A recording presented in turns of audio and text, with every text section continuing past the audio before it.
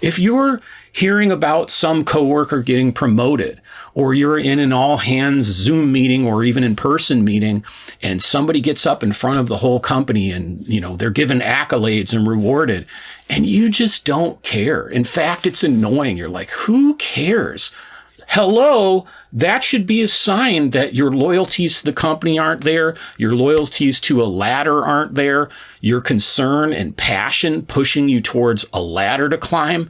Those days are over.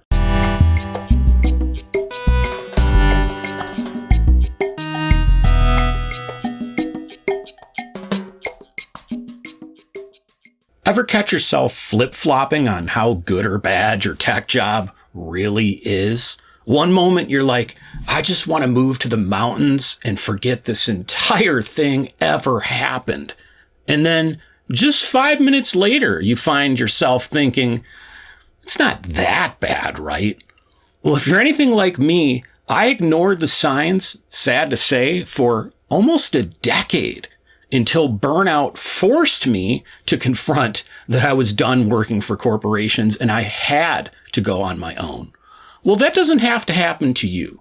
Since I have been self-employed, I've had a lot of time to reflect, and I've realized through coaching over 120 other people in tech, I'm not alone, they're not alone, and you're not alone in this. So let me share with you 5 signs that you probably should have quit working as an employee in tech years ago.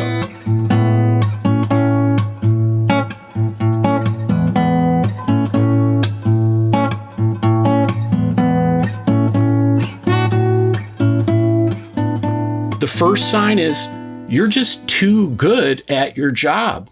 Now, let me say you could be feeling burned out or frustrated, and it could just be because you're bored.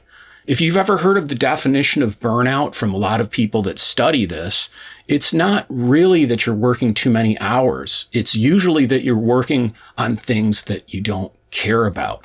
If you've gotten to the point that just deploying code into production is super easy, everything always passes the tests, you don't feel challenged, you could just practically phone your job in and it just doesn't feel important to you. Look, overskilling is not a trophy. It's a real problem. So if you're at the point in your career where your job's just become super easy, it's on autopilot, that's a big sign you probably should stop working for companies. It's time to move on. The second sign is you've stopped caring about the tech stack. You probably remember the days when you used to get really passionate about, should we use React or should we use Angular? Should I write my code in Java or should I use Rust? And hey, it's fun to be exposed to new technologies, but if you're anything like the point I got to, or you're pretty far along in your career, usually you get to a point where you realize, you know what, it doesn't really matter what technology we use. Just let's pick the right technology to solve the problem. If that's the place you're at, if you don't get quite as fired up about new tech or which technology to use as you used to, and you just want to pick the right tool to get the job done, that's a sign that you're pretty mature in your career and you may have outgrown typical developer, typical engineer careers, and it's time to think about working for yourself. You're more focused on the solution and the outcome than just the engineering technology. The third sign it's time to probably work for yourself is that your side gigs have become your real job. If you do your job and again, you are hardly challenged at all, it doesn't feel like it really matters to you, but you're really passionate outside of work about, music or some side project you're doing or working with some technology or a little side, web app or mobile app or something with AI you're working on, that's where all your energy is, and your job just feels boring, that's a really strong sign you shouldn't ignore, that it's probably time to think about, is it really worth it that I'm working for corporations when I don't even care, when I've got passion and energy behind something that my company just can't offer me? You can still make money doing that thing you're passionate about, but You're not going to be able to do it if you keep being comfortable and convincing yourself that the company is rewarding you enough with the money they're paying you to ignore growth that you could be experiencing and excitement again in your career. The fourth sign, it's time to just move on and work for yourself. Maybe working for companies, it had its place. Sure, it provides stability, but it's not a good long-term strategy anymore, is that you're hoarding your vacation days. I used to do this too. I hung on to all those vacation days, almost like in a way, subconsciously, I was convincing myself, well, if I did quit, I'd have a bunch of runway, or, I want to spend those extra hours on something that's going to help me escape the grind. If you've ever experienced this, it's a little bit weird. It's kind of like, well, why wouldn't you take more time? You're just going to burn yourself out if you work more.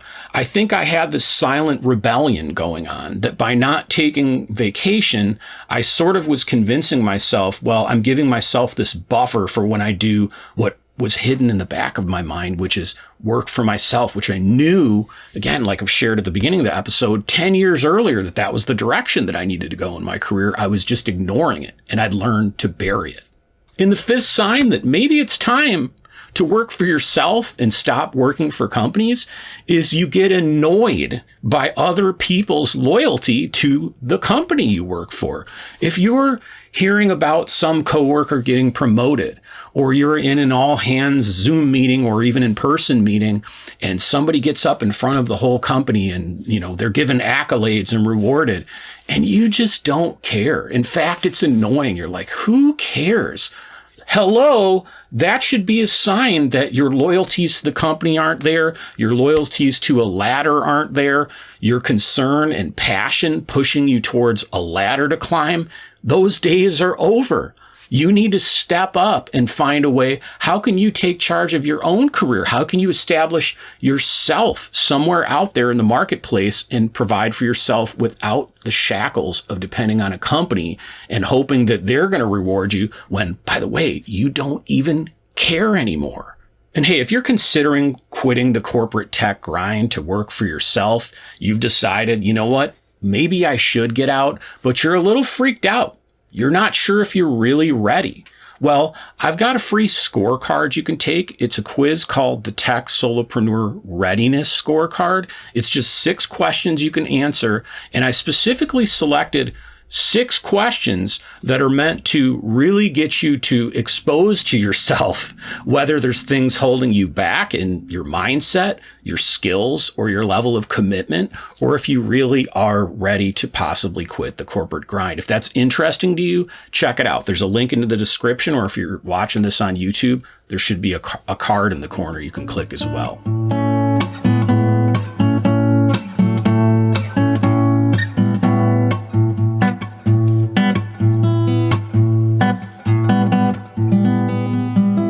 Well, let's get into 5 things that you can do today to start breaking free, at least, from the corporate grind. If some of these points are resonating with you and you're thinking maybe it is time to move on.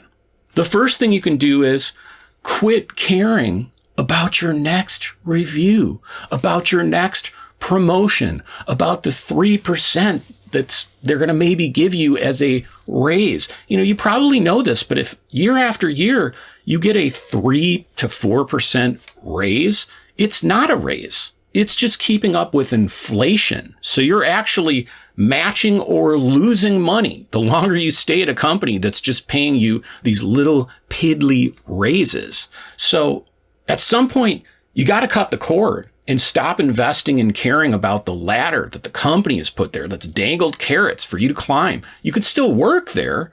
You could still plan your escape like I'm talking about, but don't invest energy anymore. Now, you may not want to tell people that you're not investing energy unless, you trust someone and you feel like that you really can tell them. Maybe you know them personally and you have for a long time. Maybe you could share that. But in general, I'd say this is more commitment you're making to yourself. I'm not going to keep grinding. I'm not going to keep climbing. I'm not going to let it bother me that other people are getting promoted. I'm choosing explicitly to stop putting my energy into the corporate grind here anymore. The second thing you can do is actually sell some of your existing old tech gear. You might have a laptop laying around, maybe an old phone, maybe an old guitar. I have quite a few, that eventually I sell them here and there just to get, funds, usually to buy other guitars. But, if you want to quit the tech grind, if you sell something, use a little bit of that money to buy yourself some AWS hosting to do something on the side. Invest in learning a little bit about email marketing. Maybe try a trial of some email marketing software. Maybe get yourself a more expensive, AI subscription so you can start to have some idea discovery conversations. Whatever it is, get rid of some old gear or tech you got laying around, and instead of just spending it on something frivolous or stupid that's a hobby, invest it in something to help you start moving in the direction of something that the company doesn't benefit from at all, only you do. The third way you can take action to start moving yourself towards working for yourself, if you've decided that this really is the time to do it, is to take one of those hours you would normally give your company and give it back to yourself. It's common. I coach other tech employees, and when you ask them how many hours a day they work, they might say between 4 and 8, depending on where they're at and how motivated they are. But when I ask them to actually break down the time and think about, okay, how much time did you spend, answering Slack meeting messages and attending things and checking in with the offshore team? You add all that time up and it's actually closer to 10 hours. Well, if you're getting paid 8 hours a day, or that's kind of the assumption, a 40-hour work week that you took your job offer with, then you could take that time that today you're using to spend that really you didn't agree to give to the company anyway, take it back, spend it on your side gig. Spend it on discovering an idea, trying something out, evaluating a market. You probably saw my earlier episode or listened to it where I talked about how to discover ideas that you can build companies on. Go check that out. Spend a couple hours a week doing that. Take a little bit of time back that you've been investing into the company to move you ahead, or just that you feel like is necessary because people are expecting it, and spend it instead on yourself and your future separate from the company. The fourth thing you can do is pitch a fake client. Write up a proposal that you will come in and do something that you've got really good expertise with.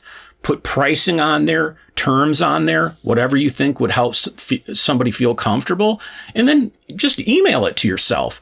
Try to get into the mindset, pretend you're reading someone else's proposal and think, how do I feel about this? What are the areas of this proposal that are weak, that don't sound very good? Work with AI to come up with better wording in areas where you need a little bit of help with creativity. But if you come up with some pitches, again, it's not a real pitch, but you're spending real time learning how to propose your services to somebody else that you're going to offer. That'll give you also some confidence that, I've at least experienced what it's like to try to write this. I meet some people who want to get into consulting or become a solopreneur or work for themselves.